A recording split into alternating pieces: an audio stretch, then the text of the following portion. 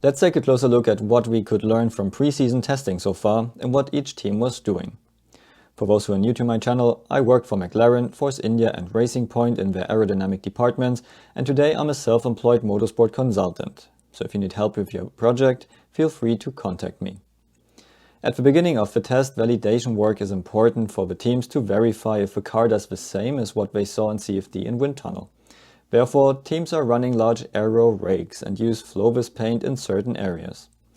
Other important tests are flexibility tests to understand how much certain parts are deflecting, because that is something you cannot see in CFD, because parts are rigid and don't bend, and also cannot see in the wind tunnel, because teams use a 60% scale model with different materials and wall thicknesses. After that, team starts with performance runs and long runs to check tire degradation and cooling performance. So let's start with Red Bull.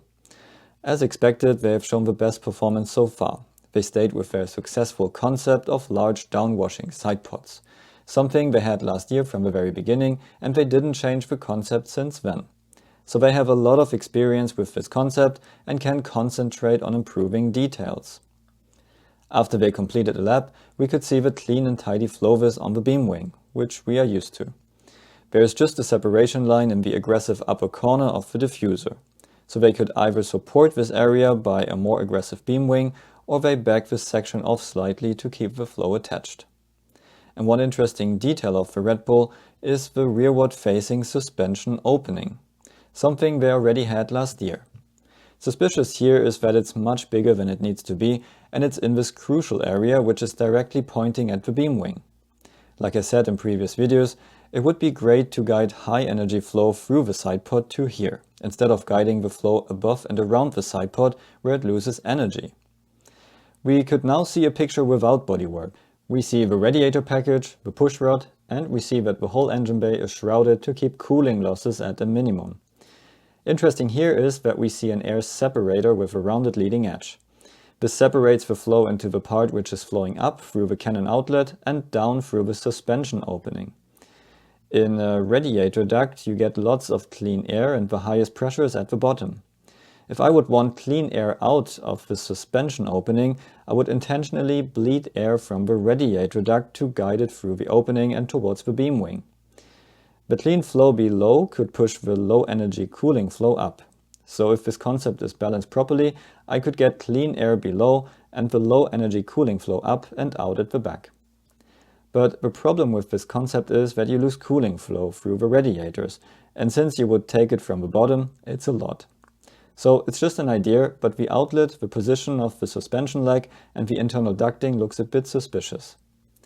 Ferrari did the usual rake work. What we see here is the massive front wheel wake rake, and it's usually one of the first things in every team's test schedule to collect data and to get the slow run out of the way.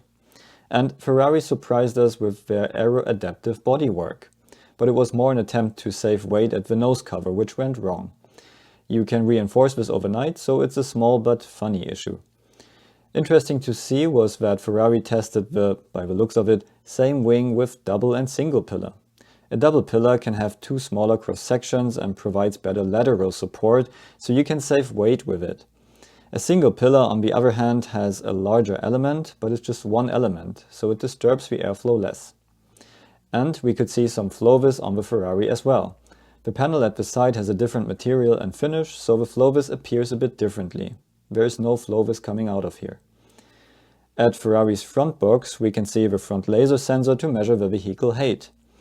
Above, we see the two pillars of their pitot tube to measure air velocity. With these two values, airspeed and distance to the ground, they can work out the real front downforce of the car. We also see 4 mountings for the nose and the data connector. Also, Mercedes started with the large front wheel wake rake, but it looks like they still lack a bit of reliability and lap time. Special about the Mercedes concept is that they are the only team which tries to keep the front wheel wake outboard with small side pods. And by the looks of it, it doesn't really work. The wake of a locked wheel is a bit different compared to a rotating wheel, but we can clearly see how a large portion of this low energy air is flowing inboard of the rear wheel towards the beam wing. The Mercedes is known to produce less downforce with its floor, which then results in a larger rear wing compared to other cars. And that increases drag. Aston Martin showed some good performance until now, and it looks like they made a big step. They used some taped cameras to watch the front wheel area, and we could get a good look underneath where we can see their deep water slides. There's something that looks like a slot at the back, but in another angle it's not. Also, Alpine started with rake work, and we can see a traditional keel probe rake here. The frame is metal sintered and the probe screwed in. Each probe has a tube, and they go to the transducer, which sits in the wake of the rake. Disadvantage of such a simple rake is the blockage of the large bundle of tubes behind, which influences the results. And Alpine had to fix one mirror stay which broke during testing.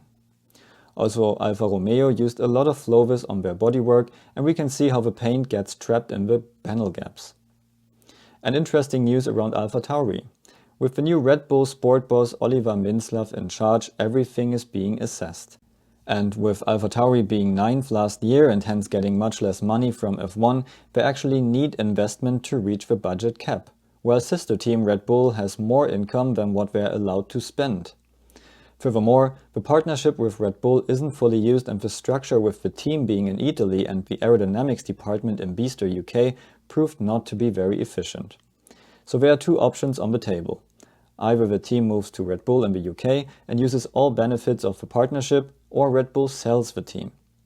There are rumors that there are 3 parties interested: Andretti, Hitech and Mumbai Racing. So let's see how that works out. And difficult times for McLaren at the moment. When I did my video about their car presentation, there was already not too much to say, and we have been a bit underwhelmed by the car. Now McLaren confirmed that they didn't reach their development targets and they lack aero efficiency. To save test time, they did something you usually try to avoid. They ran multiple rakes at once. You usually avoid that because the rake disturbs the flow and the downstream one gets the wake of the previous one. Or if you do this, you use one rake on one side and the other rake on the other side of the car. Haas is now a team with experienced drivers again and no rookie team anymore.